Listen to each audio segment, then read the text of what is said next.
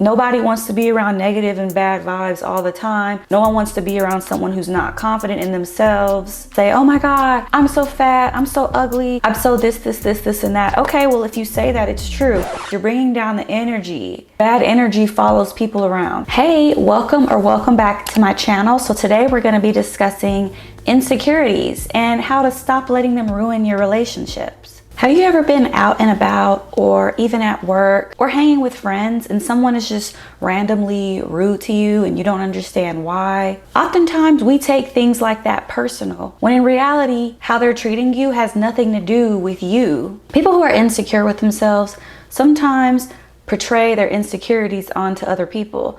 So say if it's someone who's overweight, they see someone who's super in shape, they may say to them, oh, you're too skinny. You need to eat something. You need a cheeseburger. Are you eating it all? Are you on drugs? Are you drinking that corn liquor?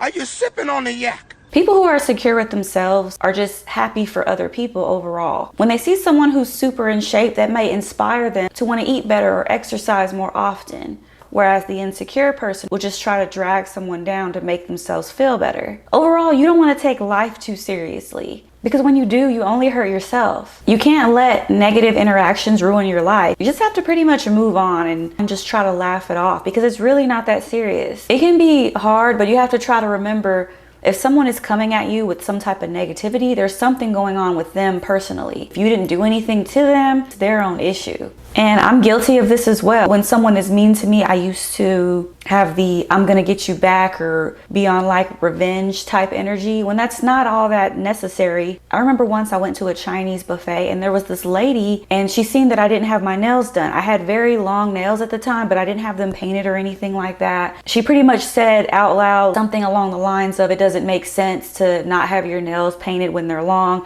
You should always have your nails painted as a woman. And I got really mad. And you know what I noticed? She smiled. I let her get to me, and I shouldn't have, because who is this random lady who works at this buffet? And I'm not shaming food service workers. I'm just saying she should focus on her job and not my nails. I look back on things like that and I ultimately wish that I just didn't react or I would have just laughed it off, because if I laughed it off, then her trying to get to me wouldn't have bothered me. It would have bothered her more if I laughed it off versus me getting mad, because she obviously wanted some sort of reaction. She wanted my attention and I gave it to her. So that's an example of me being insecure. If I was fully secure with myself at the time, I wouldn't have cared that my nails weren't painted. They're my nails. Meanwhile, her being insecure, that might have made her day, that she was able to bother some random girl or bully some random customer at her job. What kind of life is that? That's like really sad. And that brings me to number 7. Leave the past in the past.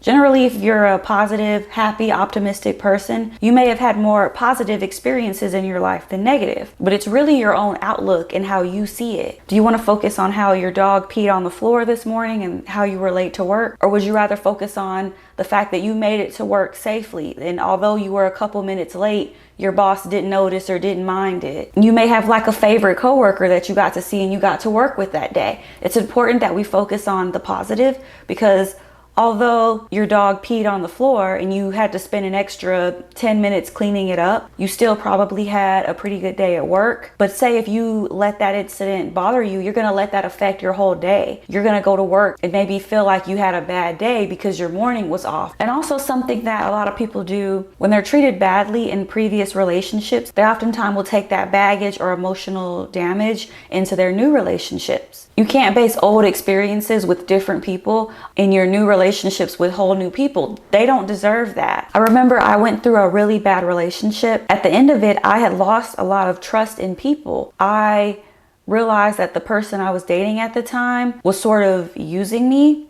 So after it ended very badly. I would often ask people, why are you being nice to me? Why are you doing stuff for me? And I noticed that one of my closest friends was like, because I care about you, because I love you, I'm your friend and I want to help you. And she said, it's really hurtful that you're asking me that as if I have ulterior motives. And that really opened my eyes and made me realize I can't base what this person did to me. I can't take that emotional drama and bring it into my new relationships, because I'm just hurting the people that I love that actually do care about me and not this person that didn't. So you want to leave the past in the past and look forward to the future. Yes, you do want people to earn your trust. You don't want to come into that with negative feelings or thinking that they're automatically just out to get you, or you don't want to villainize someone in your head just based off of what another person did to you. I think this also ties into overthinking. You can overthink something so much, you'll see it a whole different way in your mind because you're basing it on your past experiences, versus that person probably just was oblivious and might not even remember what they did that pissed you off. I've had so many situations where I confront someone about a situation that really bothered me and they didn't even remember what I was talking about. And you know, they're nice enough to still be like, I'm sorry if I hurt your feelings. I honestly don't remember, but I would never do that to you. I would never purposely try to hurt your feelings or try to make you feel bad or intentionally hurt you. Speaking of overthinking, this brings me to number 6. Avoid jumping to conclusions / controlling your emotions. It's really important to think before you speak, because just because you interpret something a certain way, that doesn't mean it's necessarily facts. You should always ask questions before getting upset or before reacting in a negative way. I would say 9 times out of 10, when there's like a negative situation, things aren't always what they seem, especially when you surround yourself with healthy people who communicate, who respect each other, who are mature, who are secure with themselves. I'm extremely guilty of villainizing people in my head, or I'll merge situations together that aren't necessarily connected. So I had a situation where a friend of mine, I kept feeling like she was upset with me or feeling as if she had something against me, when in reality, when I finally, worked up the courage to talk to her about how I was feeling, she didn't even remember half of the situations I was talking about. And she just said, I don't necessarily remember that, but I'm sorry if I offended you, or I don't have any animosity towards you. And it made me realize that people that are secure with themselves, they more focus on themselves, and not in like a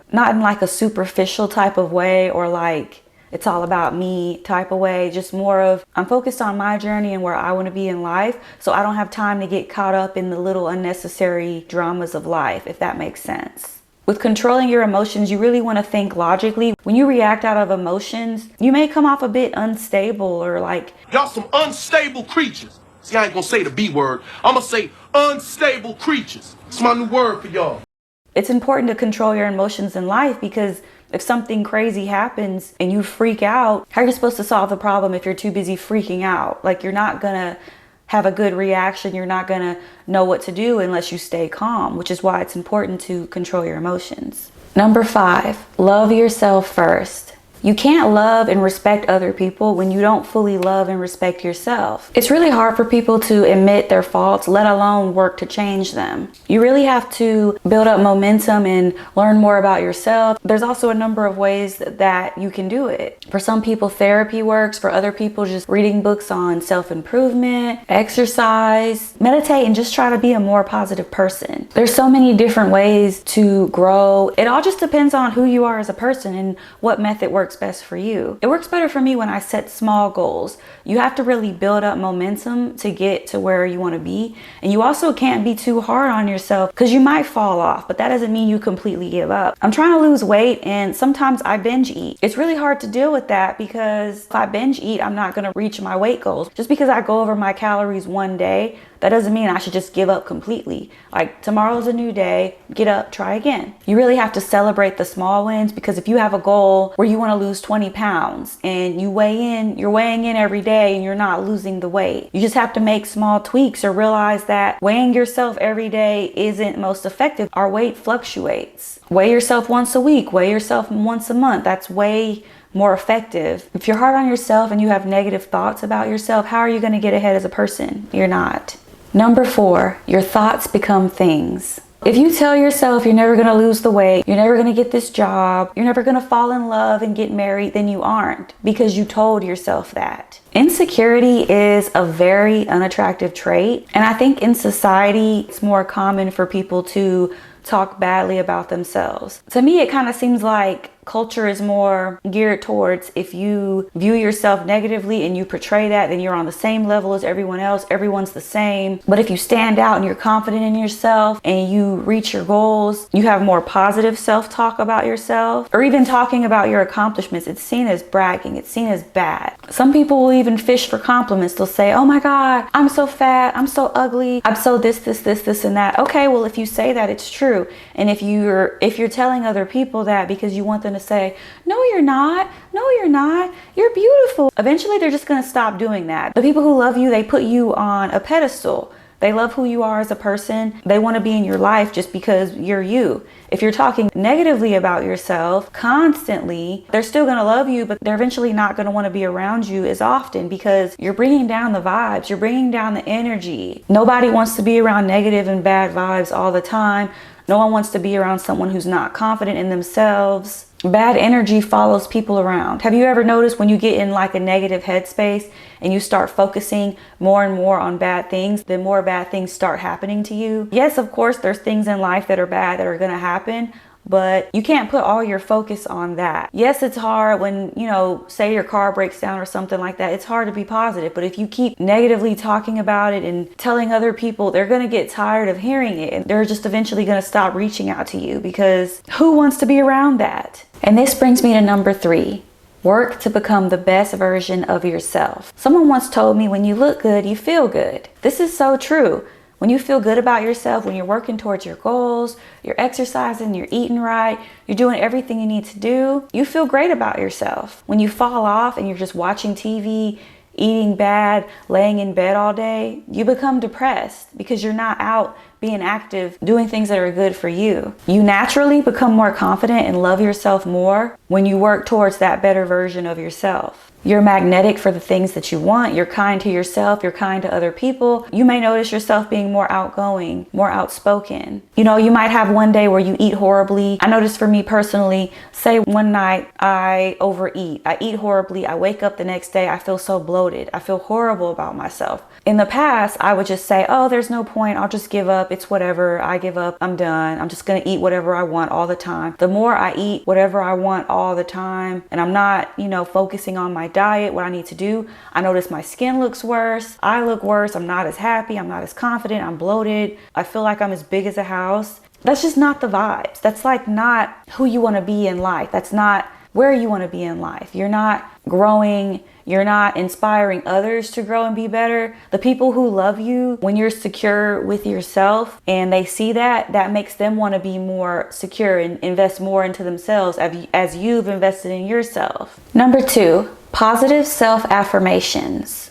When you're in the mirror, when you first wake up in the morning, you always want to say positive things about yourself. Sometimes when I'm feeling crabby, I'll go in the mirror and I'll just tell myself, you're confident, you're consistent, you're disciplined, you're powerful, you're beautiful, you're unique. You just want to say all these things. And the more you do that for yourself in the mirror, or just like say them to yourself on the way to work, you're going to start to believe it. Your subconscious mind is taking that in and making your brain think that it's true. One of my goals in life is to become a full-time content creator. I want to do YouTube. I want to have a podcast. I want to be more active on social media with like posting, get sponsorship deals, things like that. I can't do that if I don't feel confident in myself. If I don't believe in myself, I'm not going to put in the work to get to where I want to be. I'm going to procrastinate, put it off, which is kind of what I've been doing lately. But anyway, I'm telling you, just try it. When you're feeling down, when you're not feeling good about yourself, just look in the mirror and tell yourself, you're confident, you're beautiful, you're unique, you love yourself fully, you're kind to yourself, you're kind to others, you're magnetic, and I guarantee you, you will feel better. You're gonna have a great day. You're not gonna let the little stuff get to you.